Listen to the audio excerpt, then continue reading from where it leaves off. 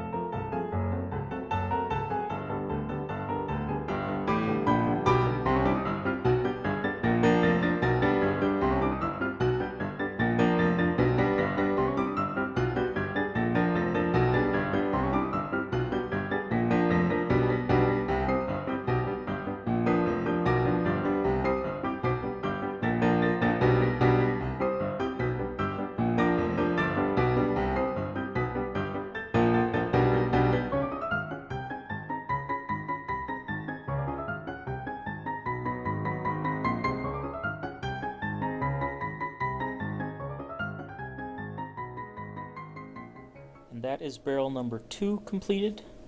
You can see the brass and electrical tape are just a little bit inside, so they are protected by the PVC. And I will point out that a bunch of extra epoxy squeezed out on this side, so I wiped it off with some rubbing alcohol. And when that didn't quite cut it, as well as there being a little electrical tape sticking out, I took my box cutter and just trimmed along the edges before it cured. And this can now go in and be used as a rear loader, a front loader, and it can go forwards or backwards. It doesn't really matter. The next attachment that I'm going to make is designed to fire new modern red mega darts. Now there are two barreling options for this. One is 15-30 seconds brass, which fits and it holds it on, but it is loose. And this is much better for high-performance air blasters, whereas half-inch, let's see here, I twisted it on a little funny with one hand, but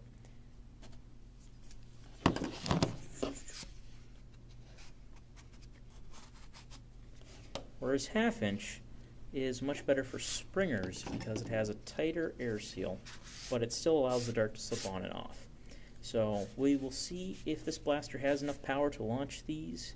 If not, I might just have to make a 15-30 seconds or find another brass size. So, you know the drill by now. Now, since I'm making this red mega launcher, what I've decided to do is have this piece of CPVC, which is just long enough to leave you room to grab onto the front with your fingers once it's inside the coupler. I am going to stick the brass in all the way and up to the edge of the PVC pipe, CPVC pipe, excuse me, 1/2 inch. I have sanded. I will clean it in preparation for gluing it in. Now there's no room for electrical tape this time. It's just going to be the epoxy. And then if I need, I'm probably going to test it with this 15-30 seconds brass. If it's too loose, I can easily take my 1/2 inch brass, cut a length like this, and slide it over the first one. So I'll be able to use either size depending on which works best, but once I upgrade it from 15-30 seconds to 1/2 inch, that will be a permanent change. Since the brass to CPVC connection here is going to be structural, what I am doing is, and since I can't get sandpaper in this tiny little piece of CPVC, I have a round file, and I'm just going to use that to roughen up the insides. Then shove some cloth wet with water and rubbing alcohol through it to clean it out. So here is my probably, but not entirely certainly completed CPVC coupler with brass for the mega darts. I put 1/2 width, so half the width of the electrical tape, one very tight wrap around the back. Put a whole bunch of my plastic repair epoxy up at the front while the pipe was halfway through. So essentially, picture it like this. Here's my pipe. I stuck it into the PVC pipe, right up to the edge of where I had sanded. Put the epoxy right here, so that it would spread the full length of this without getting all over the front, and then I pulled it through until the tape was snug up at the back. So what I'm going to be doing is tomorrow, once this is all cured, I'm going to test this with a red Mega. I will see if it works adequately. If the dart comes off before adequate pressure is reached, then I already have my 1/2 inch piece cut, and what I will do is sand the outside of this, and use my file to scuff up the inside of this, clean them off, put in just a tiny amount of epoxy because there's virtually no room for it,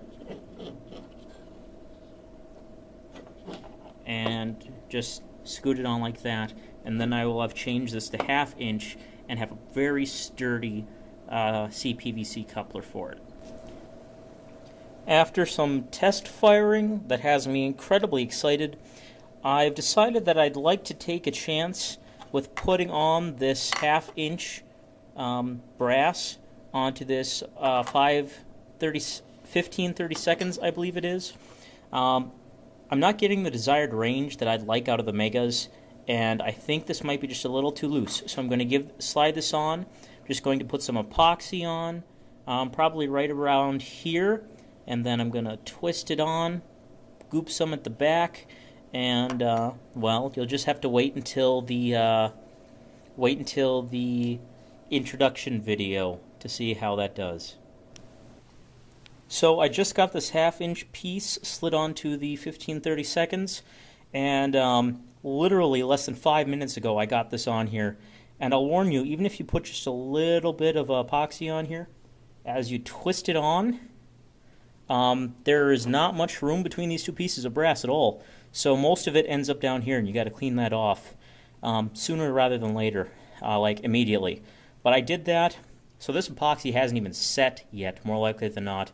But I test fired it with the red Megas. Let me tell you, when it comes to a Springer, 1/2 inch is the only way to go.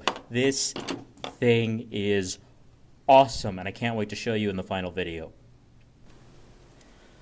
I didn't want to install the arrow holders or the clips that they come with, or I didn't want to reattach the clips at the bottom that hold the arrow holders on to something else, because I'm not sure exactly what I want to do with this thing quite yet. So for now, I know I want these dart holders. These are 3D printed. These came from Dorm Labs. I won a contest on Facebook, and they sent it to me. Just one set for 6 darts, one set for 4 darts. I'm going to promote them a little bit. These are incredibly well-made dart holders. They are very sturdy. They look nice. They hold the darts very well. I am very, very pleased with these, and at some point in the future, I plan to purchase more of these from Dorm Labs. They did an excellent job. Something I will point out is that if you want to hold your darts more securely and you wanted to stack these, say one on top of the other so that they were wider and would hold more body of the dart, and by that, in case you can't visualize it, I mean have 2 of these side by side so that they hold the dart. They need to be the same kind. This 4 dart holder here does not line up with this 6. Anyway, archers with compound bows hold their arrows on racks vertically on the sides of their bows.